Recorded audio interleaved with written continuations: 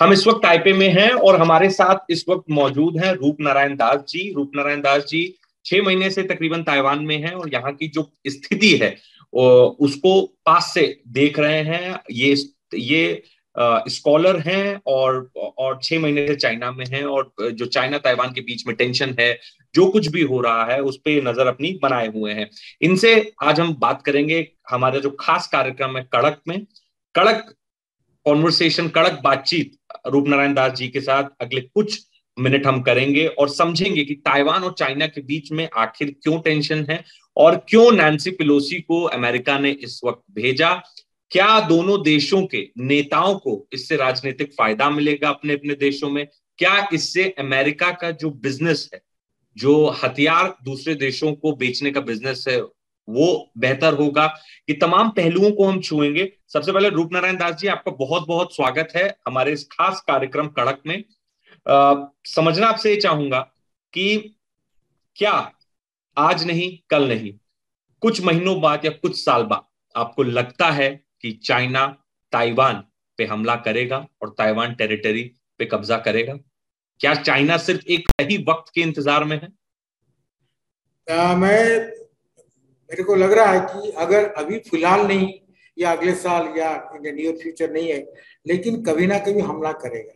क्योंकि देखिए, ये जो चाइना जो युद्ध होने का वो कभी भी अगर होगा तो this is, you call it a what you call, Taiwan state separates China from Taiwan, it will be an amphibious war.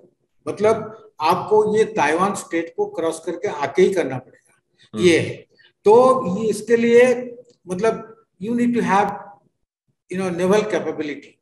I think, जो मैं तो डिफेंस एक्सपर्ट नहीं हूँ, बट कह रहे हैं कि लोग जब चाइना के साथ अभी दो कैरियर है, मतलब जो कैरियर है एक तो है, दोनों है, लेकिन अभी शिप में ये डिफेंस कैपेबिलिटी में यूएस जैसे इनका अमेरिका का है रोनाल्ड रेगन। हाँ, रोनाल्ड, ये भी एक कैरियर है, कैरियर शिप है। तो ये America is ahead of China. So अभी चाइना को वहां तक पहुंचे नहीं है। तो अगर ऐसे एम्फीबियस वार होगा, एंड मोर ओवर ताइवान का जो डिफेंस प्रिपेयर्डनेस भी पिछले साल बढ़ रहा है, आहिस्ता आहिस्ता बढ़ रहा है। अभी भी देखिए, जैसे नैन्सी पेलोसी के बात आपने जिक्र किया, नैन्सी पेलोसी आए उसके नेक्स्ट डे इनका ताइवान का डिफेंस बजट का बढ़ोतरी हो गया। अब देखो, ये जो कुछ ना कुछ तो है, लिंक है। तो विजिट के साथ यही मैं कहूंगा कि तो क्या हुआ अगले दिन? क्या हुआ? नैन्सी पेलोसी डिफेंस बजट बढ़ गया, इधर डिफेंस एग्रीमेंट का सरकार ने, ताइवान ने बढ़ा दिया। ताइवान सरकार ने डिफेंस बजट बढ़ रहा है। एवरी ईयर ताइवान गवर्नमेंट का डिफेंस बजट अभी बढ़ रहा है। एंड इनफैक्ट जैसे ही नैन्सी पेलोसी का विजिट हुआ उसके बाद ही तुरंत भी बढ़ोतरी हुआ उसका। तो इसका मतलब कहीं ना कहीं तो लग रहा है कि ये जो थ्रेट परसेप्शन होता है उसके साथ जो यूएसए का जो डिफेंस मिलिट्री इंडस्ट्रियल कॉम्प्लेक्स से कोई ना कोई तो ताल्लुक है। लेकिन बात ये, ताइवान भी ये नहीं कह सकता है कि मैं अमेरिका के बिना उसका स्थिति कुछ भी नहीं है।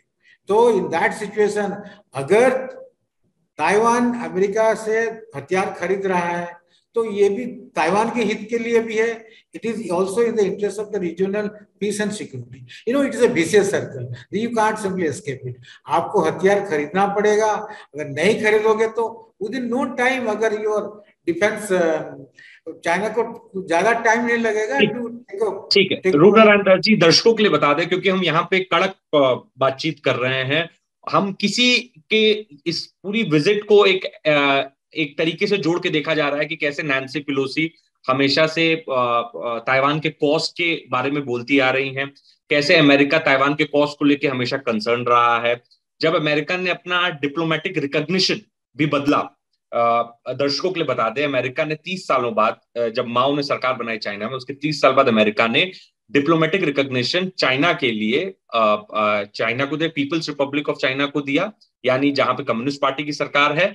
और ताइवान के लिए यूएस कांग्रेस ने एक एक्ट पास किया, कानून पास किया, जिसके तहत ताइवान के साथ उनके एंगेजमेंट, हाँ, एंगेजमेंट सबसे चल रहे हैं, ताइवान रिलेशन, जैसा कि इन्होंने बताया। तो ऐसे में सिर्फ ये कह देना कि नैन्सी पेलोसी अचानक से कंसर्न हुई और वो ताइवान आ गई, ये सही नहीं होगा। जो कि रूप नारायण दास जी जो नजरिया हमें बता रहे हैं, जो पर्सपेक्टिव बता रहे हैं, वो ये है कि नैन्सी पेलोसी की विजिट के बाद ताइवान का जो डिफेंस बजट है वो बढ़ गया, मिलिट्री एक्सरसाइजेस बढ़ गए। अब ताइवान जो हथियार खरीदता है वो अमेरिका से खरीदता है, तो सीधा जो फायदा इस विजिट का होगा वो अमेरिका को होगा, जो उनका मिलिट्री इंडस्ट्रियल कॉम्प्लेक्स है उसको होगा। Correct me if I am wrong रूप नारायण जी, सही बात है? ठीक है। उसके बिल्कुल बाद सही। नारायण जी ने एक और बात बताई है, और वो आगे भी उस पर एलैबोरेट करेंगे कि ताइवान, चाइना ने पहले ही कह रखा है कि वो ताइवान पे सिर्फ 3 परिस्थितियों में हमला करेगा। पहली परिस्थिति, जब ताइवान न्यूक्लियर परमाणु परीक्षण करेगा तब। दूसरा, जब ताइवान अपने आप को इंडिपेंडेंट स्टेट डिक्लेयर कर देगा। तीसरा जो कैटेगरी है वो ये है, जब ताइवान अपने टेरिटरी को किसी और देश को युद्धपोत या फिर एयरबेस बनाने की परमिशन देगा। तो इन 3 परिस्थितियों में ही चाइना जो है वो ताइवान को इन्वेड करेगा। चाइना ने अपनी पॉलिसी पहले ही क्लियर कर रखी है। अब नैन्सी पेलोसी की जो विजिट है वो इन 3 पॉलिसी में कहीं भी फॉल नहीं करती, तो ऐसे में एस्केलेशन का कोई मतलब बनता नहीं। और इससे पहले आपको बता दें 1997 में न्यूट गिंगरिच भी ताइवान आ चुके, हालांकि वो चाइना हो के ताइवान आए थे, लेकिन उसके वो भी आ चुके। तो जो रूप नारायण दास जी का नजरिया है वो ये है कि क्योंकि यहाँ की इंटरनल पॉलिटिक्स इससे प्रभावित होगी, क्योंकि 20th national Congress of the Chinese communist party, वो कम्युनिस्ट पार्टी का सब हाईएस्ट बॉडी मीटिंग होती है नेशनल कांग्रेस, वो इस साल नवंबर में है, जहां पे शी जिनपिंग को अपना रिपोर्ट कार्ड देना है कम्युनिस्ट पार्टी को कि उन्होंने क्या किया। वहीं नवंबर महीने में यहाँ पे ताइवान में म्यूनिसिपल बॉडी पोल्स हैं और एक रेफरेंडम भी है, जो कि रूप नारायण दास जी बता रहे हैं, जो कि जिसकी संभावना हो सके कि जो 21 साल उम्र है वोटर की उसको कम करके 18 साल किया जाए। तो एक उसके लिए एक राजनीतिक पिच जो है वो तैयार होगी, और इससे जो दोनों देशों के लीडर्स हैं, जो चाहे प्रेसिडेंट साई हो चाहे शी जिनपिंग हो, इन दोनों को अपने देशों में राजनीतिक रूप से फायदा होगा। इस पर थोड़ा प्रकाश डालिए रूप नारायण दास जी। हाँ, यस, मैंने कहा कि जो चुनाव की बात मैंने किया, यहाँ चुनाव हो रहा है। ये नवंबर 26 में होगा, मेयर इलेक्शन होगा। और चाइना में भी तो आपकी जो पार्टी कांग्रेस हो रहा है। सी जिनपिंग देखिए, even today he holds 3 positions. He is the chairman of the party, he is president of the Chinese Republic of China. He is also head of the military affairs commission. So he is holding 3 positions. And अगर ये संभावना है कि अभी तीसरे वाले उनको भी और भी मिल जाएगा, लीडरशिप का एक्सटेंशन हो जाएगा, ये जो पार्टी कांग्रेस होगा। तो ये जो जैसे अभी नैन्सी पेलोसी ने आया और उन्होंने जो एक्सरसाइज शुरू किया, मेरे को नहीं लग रहा है कि ये विजिट तो ऑफिशियली डिक्लेयर हुआ मतलब 1 हफ्ता पहले, बट इतना बड़ा एक एक्सरसाइज, नेवल एक्सरसाइज हो या एयर एक्सरसाइज, इतने कम समय में हो नहीं सकता है। इनका जो प्रिपरेशन इसके लिए कई महीनों से बिल्कुल हुआ होगा। तो ये Nancy Pelosi visit simply provided in context a pretext to indulge in military adventurism. तो आपको लगता है कि चाइना एक तरीके से सिर्फ माहौल बना रहा था और अभी उसके पास कोई एक वाजिब कारण भी नहीं है इन्वेड करने का? दूसरी चीज ये, कई लोग, ये सवाल मैं आपसे पूछूंगा, कई भारत में भी दर्शक ये सवाल जानना चाहते हैं कि कई लोग यहाँ पे कहते हैं क्या यूक्रेन और ताइवान की परिस्थिति एक जैसी है? क्योंकि उस वक्त भी जो नाराजगी पुतिन को थी यूक्रेन से, वो ये थी कि वो नेटो में शामिल होने जा रहे थे। ताइवान के साथ चाइना की नाराजगी यही है कि वो यूएस के से करीबियां बढ़ा रहा है। तो क्या चाइना और यूक्रेन की परिस्थिति एक जैसी है या अलग अलग है? और क्या जिस प्रकार से यूक्रेन को यूएस ने सपोर्ट किया है, नेटो फोर्सेस ने सपोर्ट किया है, क्या चाइना को भी क्या ताइवान को भी सपोर्ट मिलेगा अगर युद्ध की परिस्थिति होती है? मेरे ख्याल ये comparison like it may be like कंपेरिजिंग orange and Apple होगा। the commitment of USA to Taiwan is much more deeper because it directly, आप सोच लीजिए एक सिचुएशन, मान लीजिए ताइवान को चाइना ले लेगा, कब्जा कर लेगा, then China becomes a number 1 country in the world in the economy. So that is not something USA can accept it. ये एक चीज है। Secondly, look at the position of China in the Taiwan in the Indo Pacific. ये Indo Pacific region जो होता है जिसमें Taiwan state भी जुड़ा है, इसमें मतलब दी मैरीटाइम डोमेन में इनका मतलब the final say will be of China only. USA will have now the majority, the bulk of the trade, including oil, passes through this Indo-Pacific Ocean. And now, supposing China is successful in taking over Taiwan, then it will create a blockade for smooth passage of ships, goods in the ocean. China Strait, Taiwan Strait. Yes. So that will create a bottleneck for the free movement of ships in the ocean, in the Indo-Pacific. So that is for two things. First of all, USA will not accept China emerging and the number one country, number one economy. Secondly, this will also hinder free passage of ships in the Indo-Pacific. You can't, one cannot rather compare Ukraine issue with Taiwan issue. So the commitment of USA to Taiwan is much more deeper than the commitment of USA to Ukraine. It is much more deeper. And it is also a fight between two systems, a democratic system and a communist system. So that is why even other democratic countries like maybe Japan, USA, Australia, they're all united. All the democratic countries will be united. Rupnarayan Das ji, दर्शक ये भी जानना चाहते हैं कि China के खिलाफ खड़ा होने के लिए ताइवान को अमेरिका के सिवा और कौन से देशों से समर्थन हासिल है? जापान अमेरिका ही है जिसके जापान का इतना उछल रहा है। जापान है, यूके भी है, अभी ऑस्ट्रेलिया है, न्यूजीलैंड है, they have already expressed their support in different forums, including G7 and क्या आपको ऐसा लगता है कि ऐसे में जो ड्रैगन है वो शांत नहीं बैठेगा और ड्रैगन पुतिन से हाथ मिला सकता है? एक नया एग्रीमेंट किया जा सकता है। पुतिन के साथ तो हाथ मिला है उनका, दोनों अभी मिलिट्री ड्रिल भी हो रहा है, आर्मी एक्सरसाइज भी हो रहा है, वो तो बिल्कुल शामिल है, इसमें कोई दो राय नहीं है, दोनों शामिल है। लेकिन Russia and China, they are united, no doubt. Of course there are also differences of interest between the China and Russia. That is, you remember that once they also fought a war. Both China and Russia, they fought a war. So it is a marriage of convenience only. Okay. So एक और आपसे सवाल पूछना था कि Nancy Pelosi की जो इस विजिट से ताइवान का फायदा हुआ है या नुकसान हुआ है? क्योंकि राजनीतिक तौर पे तो मुझे समझ में आ रहा है कि राष्ट्रपति जो यहाँ की हैं उनको एक सिंपैथी मिलेगी, जो रेफरेंडम की वो बात करें, जो चुनाव है उनकी पार्टी को एक अपर हैंड मिलेगा। बट इकोनॉमी, क्योंकि ऑलरेडी कोविड से इकोनॉमी के बुरे हाल थे ताइवान की, इस विजिट के बाद जो चाइना ने सैंक्शंस लगाए हैं, जैसे कि पाइनएप्पल का ट्रेड रोक दिया है और भी काफी चीजें, प्रोडक्ट्स है जिन पे सैंक्शंस लगाए हैं, काफी प्रोडक्ट्स का एक्सपोर्ट बंद कर दिया, तो क्या आपको लगता है कि ताइवान की इकोनॉमी को एक बड़ा झटका लगेगा या ताइवान की इकोनॉमी मजबूत है और ऐसे झटकों को सहन कर सकती है? और क्या क्या ऐसे प्रोडक्ट्स है जिन पे बैन लगा है, वो भी जरा दर्शकों को बताइए। Taiwanese economy, very resilient economy.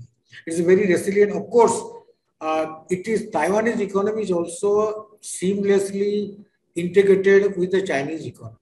There is, Taiwanese investment in China and Chinese investment in Taiwan also. But slowly now it is getting decoupled. The Taiwanese getting is decoupled from the Chinese economy.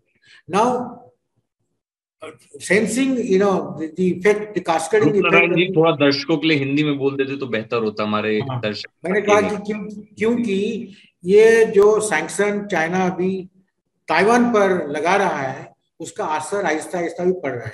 तो इस असर को थोड़ा घटाने के लिए अभी Taiwan और यूएसए का ट्रेड भी बढ़ रहा है।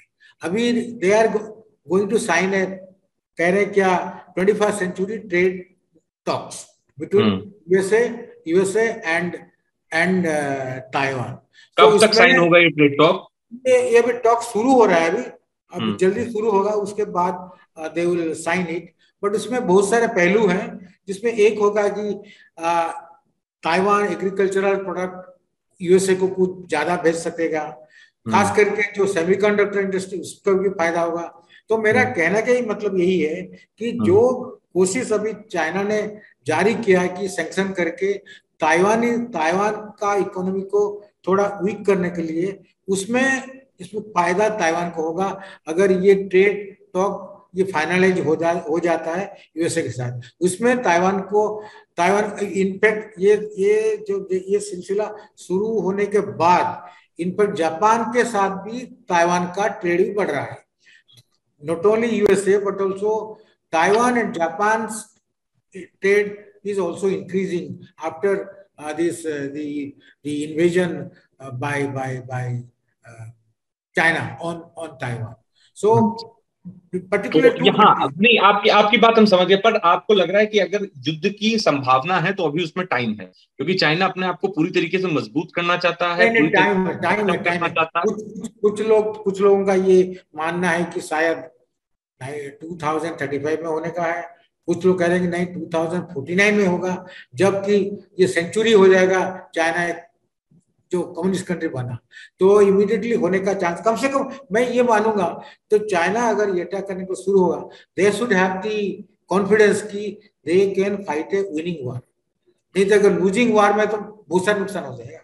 अगर वार करके अगर चाइना ताइवान को ले जाएगा, उसमें हो सकता है, पॉसिबल है, उसका रिपरकशन लेकिन बहुत गहरा होगा, बहुत एंड देखिए किस तरह से सारे कम विड्रॉ कर रहे हैं। वो भी तो है, इन पे इतना असर होगा खराब, शायद इट पे थ्रेट भी चाहिए कम्युनिस्ट लीडरशिप।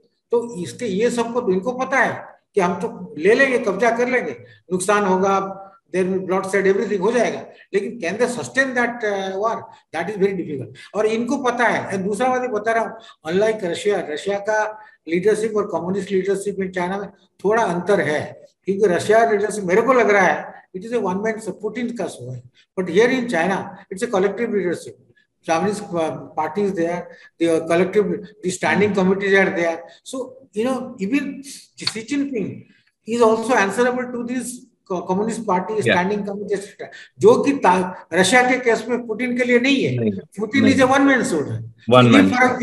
ये फर्क भी है दोनों में।